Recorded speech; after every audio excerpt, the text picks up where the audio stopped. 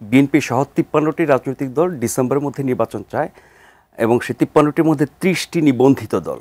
আর যারা নির্বাচন চায় না তারা হয় নিবন্ধন পায় নাই বা আগে পেয়েছিল এখন নাই। এনসিপি নিবন্ধন এখনও পায় নাই, যোগ্য হয় না আর কি নিবন্ধন পাওয়ার। জামাতে নিবন্ধন ছিল, এই মুহূর্তে নাই।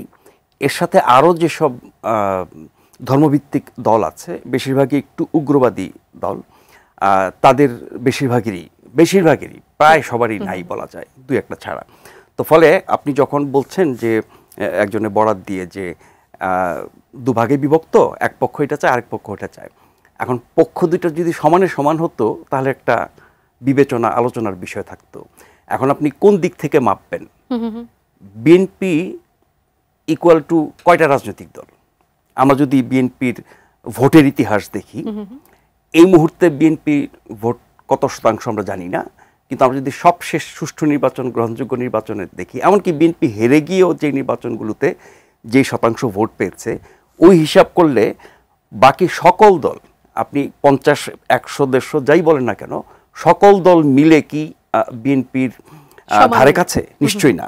তো সেক্ষেত্রে আপনি ভাগটা যখন করবেন তাহলে দেখতে হবে যে কোন পক্ষের পাল্লা ভারী, কাদের প্রতি জনসমর্থন ভারী, এবং গোটা রাজনৈতিক যেই জগৎ বাংলাদেশে তার ভাগীদার কারা বেশি। মাঠের অলরাউন্ডার আমি, আর ঘরের allrounder Tilex. Tilex toilet cleaner, clean মানেই টাইলক্স। বিএনপি একাই বাকি সবগুলো মিলিয়ে, বিএনপির মূল প্রতিপক্ষ আওয়ামী লীগ ছিল, এখন নাই। তারপরে তৃতীয় দল হিসেবে জাতীয় পার্টি ছিল, থেকেও নাই। এরপরে যেগুলো আছে জামাত অ্যান্ড আদার্স, সব মিলে তো একটা পক্ষ হতে পারে, কিন্তু সেই পক্ষটা, এই বিবেচনাটা কারা করবে বা কে করবে? আমরা তাহলে দলগুলোর সামর্থ্য, তার ইতিহাস, তার জনসমর্থন, নাকি মানে আর কে করতে পারে না। এখন ধরেন যেহেতু পক্ষ বিপক্ষ হয়ে যায়, আপনি একা একটা পক্ষ, আমরা ৫ জন মিলে একটা পক্ষ, তাহলে দুটো পক্ষ বলতে পারেন, কিন্তু ৫ আর ১ তো এক হতে পারে না।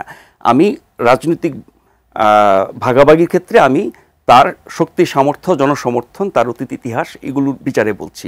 ফলে ১০০টি দল যদি বলে যে আমরা নির্বাচন চাই না, আর বিএনপি যদি বলে নির্বাচন চাই, আপনি কি ওই সংখ্যার বিচার করবেন যে ১০০টা দল চায় না, সুতরাং বিএনপি একা চাইলে হবে কেন? তাহলে বিএনপি একা এই ১০০টা দল মিলে তার ধারে কাছে যায় কিনা সেই হিসাব করতে পারি। তো এখন যে নির্বাচনে বিএনপি, আমরা যেটি সকলের মধ্যে যে বিষয়টি আছে যে নির্বাচন যদি হয়, বিএনপি সেখানে জয়লাভ করে, তাহলে সেখানে শক্তিশালী বিরোধী পক্ষ থাকবে না, এবং যদি শক্তিশালী বিরোধী পক্ষ না থাকে, সেক্ষেত্রে আবারও স্বৈরতন্ত্র ফিরে আসার সম্ভাবনা থাকে। তাহলে কি আমরা নতুন দল আমদানি করব শক্তিশালী বিরোধী দল হওয়ার জন্য?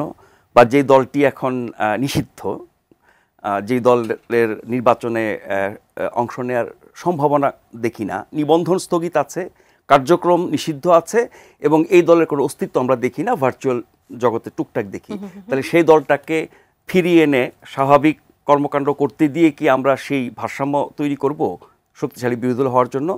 যেই বাস্তবতায় আমরা আছি, সেই বাস্তবতা যদি চিন্তা করেন, তাহলে বিএনপি একেবারে ব্রুট মেজরিটি যদি পেয়ে যায়, তাহলে বিরোধী দল ছোট হবে। এরকম সংসদ আমরা দেখেছি অতীতে, সামান্য কয়েকটা বিরোধী দল, বাকি সব সরকারি দল। তাতে কি হয়েছে? অতিরিক্ত ক্ষমতায়, মানে অতিরিক্ত ক্ষমতা পেলে পরে অতিরিক্ত স্বৈরাচার হওয়ার, অগণতান্ত্রিক হওয়ার সুযোগ থাকে, তেমনটা হয়েছে অতীতে। সেই ক্ষেত্রে আপনি তো তাহলে বিএনপির কাছ থেকে কেটে কিছু আসন আরেক দলকে দিয়ে দিতে পারেন না। আপনি যদি জনগণের সমর্থন বা ভোট মানেন, তাহলে যে সংখ্যক মানুষ বিএনপিকে ভোট দেবে তারা সেই সংখ্যক পাবে।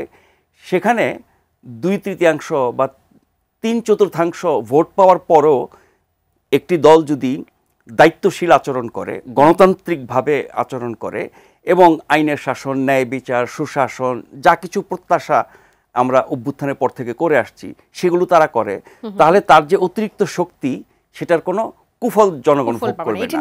আবার আপনার অতিরিক্ত শক্তি ছাড়াও, আপনার ধরেন একদম মার্জিনালি আপনি মেজরিটি, ১৫১ সিটে মেজরিটি, আপনি যদি গণতান্ত্রিক না হন, আপনি যদি ভালো সব কিছু করতে না চান, ওই শক্তি দিয়েও আপনি অনেক অপকর্ম করে দেশের ক্ষতি করতে পারেন।